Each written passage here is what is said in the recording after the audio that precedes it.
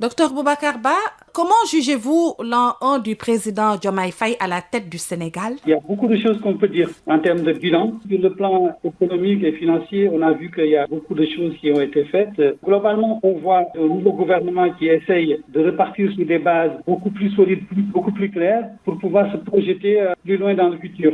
On le voit à travers la mise en place du référentiel 2050, qui effectivement présente des perspectives en termes de développement pour le Sénégal qui sont intéressantes et qui effectivement seront dans les années à venir le carnet de bord du gouvernement. Est-ce que vous sentez réellement qu'il y a une volonté de rupture dans la démarche menée jusqu'ici par le président Diomaye Faye? C'est là le point fondamental. La démarche a été proclamée comme une démarche de rupture avec effectivement une expression, un slogan assez clair, Jubanti. Jubanti, oui. Voilà. D'ailleurs, si vous regardez tout le discours politique du nouveau gouvernement est ancré sur ce concept de Jubanti, mais également sur la notion de la souveraineté qui revient beaucoup sur le plan politique, mais aussi dans le langage des éléments du gouvernement. Donc, je crois qu'il y a quand même une volonté de rupture sur le plan conceptuel, sur le plan intellectuel. On semble inaugurer une nouvelle ère. Beaucoup d'observateurs disent que le tandem Diomaye-Sonko font face à la réalité du pouvoir. Pour marquer cette rupture tant attendue, il leur faudra aussi beaucoup d'audace. Pour faire du grand, il faut de l'audace.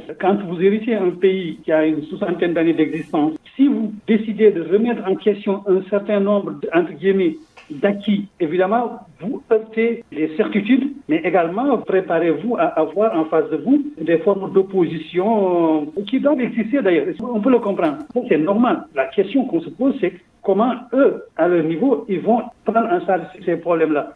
Et je dis que le fait d'avoir défini un horizon temporel, 2050, le fait d'avoir défini des axes en disant que nous, voilà ce que nous voulons faire, voilà comment nous voulons le faire, ça c'est déjà bien. C'est extrêmement difficile de demander à quelqu'un qui est au pouvoir depuis un an de faire quelque chose qui relève d'un mandat. Certains taxent le président Diomaye Faye, le président fantôme. Êtes-vous du même avis? Il faut se réjouir de ce qui s'est passé. On est en 2025. On a un président de la République conditionne et avec lui toute une génération qui lui ressemble et qui propose une démarche. Ça, quand même, sur le plan intellectuel, moi, je trouve que c'est intéressant. Que les gens soient confrontés à des difficultés économiques liées parfois à l'environnement économique mondial, liées parfois à des choix économiques, ça peut exister. Mais pour autant, dire que le président, c'est un président fantôme, non, il est là, il préside, il décrète, son premier ministre dirige son gouvernement, les directions travaillent. Donc, ce jugement, je le pense quand même assez court, assez facile. D'aucuns diront même que ça entre dans l'exercice normal de la République, que le président puisse définir sa politique et que le premier ministre l'exerce. Mais absolument. Si on était dans un autre schéma, où c'est le président qui définit la politique et qui la met en œuvre, son premier ministre, qu'est-ce qu'on a dirait? Bon, maintenant, effectivement, on a les défauts de ses qualités. Quand on a un premier ministre comme Ousmane Sonko, évidemment, on le subit